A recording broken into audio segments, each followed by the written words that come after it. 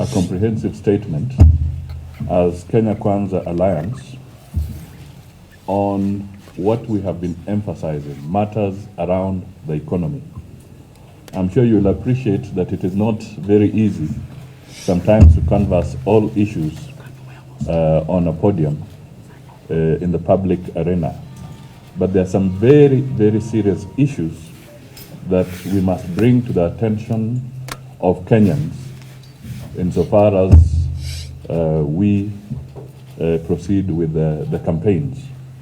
So today we are going to issue a statement regarding the budgetary situation in the country, the financial situation, and we are also cautioning against mischiefs during this transitional period, because it is usually at this last minute that people can engage in very serious mischief that could put Kenyans in very difficult commitments. So I will read.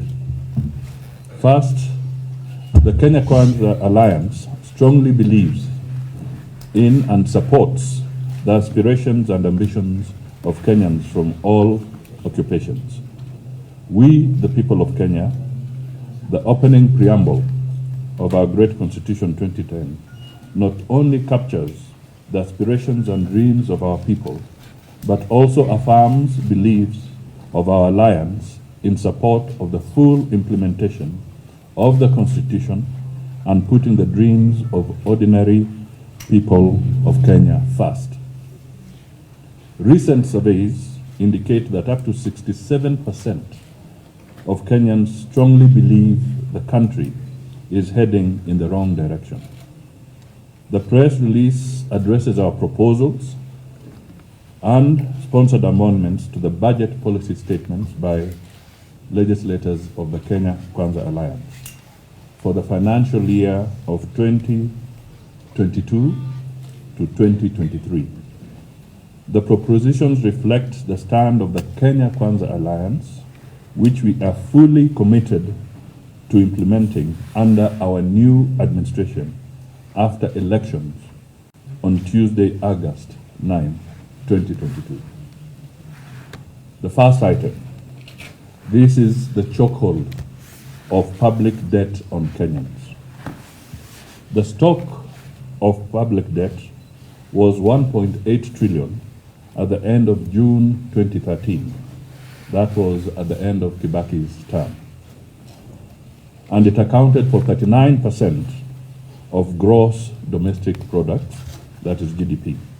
According to the National Treasury, the public debt has grown sixfold to Kenya shillings 11.7 trillion, 8.2 trillion as direct public debt, and 3.5 trillion of guaranteed commitments as of February 2022, which is over 100% of our GDP.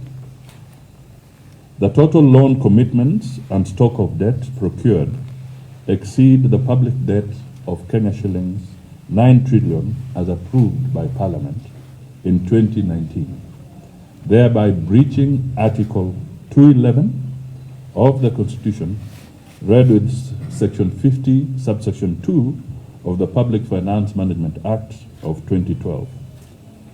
The Cabinet Secretary for the National Treasury exceeded the set debt ceiling without seeking new approval from the Parliament in total violation of the Constitution and the Public Finance Management Act of 2012. It may be of interest to note that debt commitment pre-handshake, and I repeat, pre-handshake, was 4.5 trillion Kenya shillings. And the post-handshake figure has ballooned to 11.7 trillion. The question is this: was the handshake a license to burdening Kenyans with punitive public debt, punitive taxation, punitive food prices, and a high cost of living? The Cabinet Secretary for the National Treasury should not sign any new loans, including floating sovereign bonds, during this transition period. The National Assembly and the Senate should reduce the budget ceiling to ensure a fiscal deficit that does not exceed Kenya shillings 400 billion and check on the growing public debt. The National Assembly and the Senate must avoid any further strangulation of Kenyans with additional debt by refusing any request for approval of a new debt ceiling. We are aware that the CS for the National Treasury has prepared for submission to Parliament a new debt ceiling of approximately over Kenya shillings 12 trillion. Let me come to the issue of equitable share of money going to the counties. This is the 495 billion to the counties. You will recall the BBI Bill 2020, which was resoundly rejected by the courts, proposed amendments of Article 203, subsection 2 of the Constitution to increase the equitable share raised nationally allocated to county governments from 15% to 35%. Ladies and gentlemen, we do not need a constitutional amendment to give more money to counties. The budget policy statement of 2022 has proposed to maintain the equitable share of the revenue going to counties at Kenya shillings 370 billion. We therefore support the proposal by our members again under Section 25, subsection 7 of the Public Finance Management Act of 2012 to increase the equitable share to counties to Kenya shillings 495 billion. The amendment is in line with Article 203 of the Constitution and represents 35% of the audited and approved nationally raised revenue figure of Kenya shillings 4.6 trillion as adopted by the House in the audit report of the financial year of 2017-2018. Basically, what we are saying here, if these guys were committed to giving more money to the counties, they should not oppose those amendments or this proposal. The law allows Parliament to pass a resolution to adopt the budget policy statement with or without amendments. This amendment deserves the goodwill and unwavering support of all members of the National Assembly, governors, and the MCAs to ensure devolution works in line with the constitutional mandate of counties. Let me now come to something that is in the minds of the people. This is the statement made severally by the Deputy President that Kenya shillings 50 billion credit can be set aside for a credit scheme for the micro, small and medium enterprises.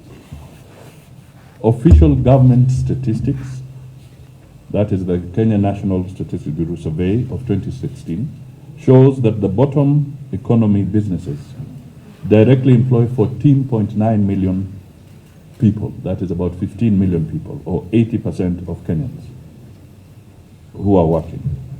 The main sources of capital for financing these enterprises are 80% from family sources, 4.2% from family friend loans, 5.6% from banks, and of course, a small figure of 1.4% from chamas, the local cooperatives. And the government provides literally only 0.01% of these funds. Under the bottom-up economic model propagated by Kenya Kwanza, we support our members' proposal for the provision of Kenya shillings 50 billion, and this has been put by our members in Parliament. In the financial year 2022-2023, for the support of the establishment of affordable credit schemes to support these small businesses. We can then expand the tax bracket and subsequently increase taxation collection by reducing the high level of domestic borrowing that has crowded out businesses. Let me come to something that deals with governance. The financial autonomy of the police and the judiciary. This has remained like a mirage. The Constitution envisaged an independent national police service under the National Police Service Commission in Article 248(2)J of the Constitution, and not to micromanage police service under the Ministry of Interior. The independence of the National Police Services is not achievable without financial autonomy, which is currently under the control of the Principal Secretary for Interior. The Cabinet Secretary for National Treasury should obey the Constitution and designate under Section 67 of the Public Finance Management Act 2012 the Inspector General as an accounting officer for the National Police Service.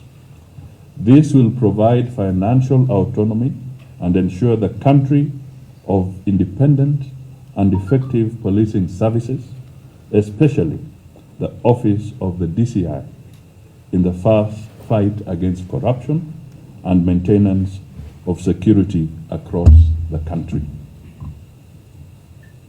Article 173 of the Constitution established a judiciary fund for the administrative expenses of the judiciary and such other purposes as may be necessary for the discharge of the functions of the judiciary. The National Treasury has continued to breach the Constitution by failing to provide money for the operationalization of this important constitutional fund in the last 12 years. Our members have proposed amendments to provide an additional Kenya shillings 12 billion in the financial year 2022-2023 for the operationalization of the Judiciary Fund in line with the Constitution to offer the judiciary financial independence, autonomy, and the financial muscle to proceed in the fight against corruption and help clear case backlogs, some of which date back to 40 years. There are other immediate issues: drought mitigation measures and support to teachers, students, and farmers. The ravaging effects of the COVID-19 pandemic and the deteriorating food security situation are worrying, while the indicative budget for the livestock offtake program indicated a reduction in allocation of Kenya shillings 249 million in 2021-2022 to Kenya shillings 140 million in 2022-2023. The National Drought Management projects the situation to worsen further and affect over 4 million people in Baringo, Kitui, Lamu, Garissa, Wajir, Tana River, Isiolo, Turkana, West Pokot, Makueni, Marsabit, Samburu, and Mandera counties. Our members have proposed an amendment for the provision of an additional 2 billion Kenya shillings required for drought mitigation, including livestock offtake in the budget of the financial year 2022-2023. Our teachers require adequate preparation for the changing CBC. The government must allocate adequate resources to cater to the teachers' professional development program. Our members have proposed an allocation of 1.8 billion in the financial year 2022-2023 to cater for this program. Further, our members have proposed doubling the allocation for funding to the Higher Education Loans Board to ensure seamless processing of loans to university and TVET students who are currently suffering due to lack of funds at the Higher Education Loans Board for disbursement. Our members have also proposed an amendment to the budget policy statement to provide for an additional 5 billion for fertilizer subsidy program to bring fertilizer prices down to about Kenya shillings 2,500 per bag. Finally, as Kenya Kwanza, we want to reiterate our commitment to the people first principle. We believe that the people are the rightful masters of both Parliament and the courts. We affirm our resolve to support devolution and the Constitution. We are together with the people in our commitment to constitutionally overthrow via the ballot any person who perverts our Constitution. That is a quote from Abraham Lincoln. God bless you all, and we say Kenya Kwanza. Thank you very much.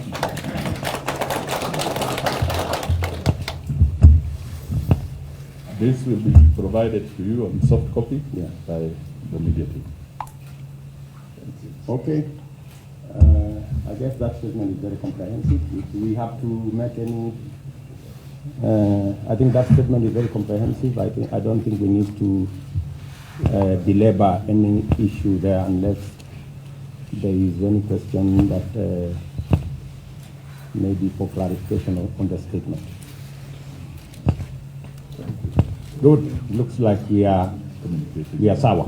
Thank you very much. Thank you. Asante.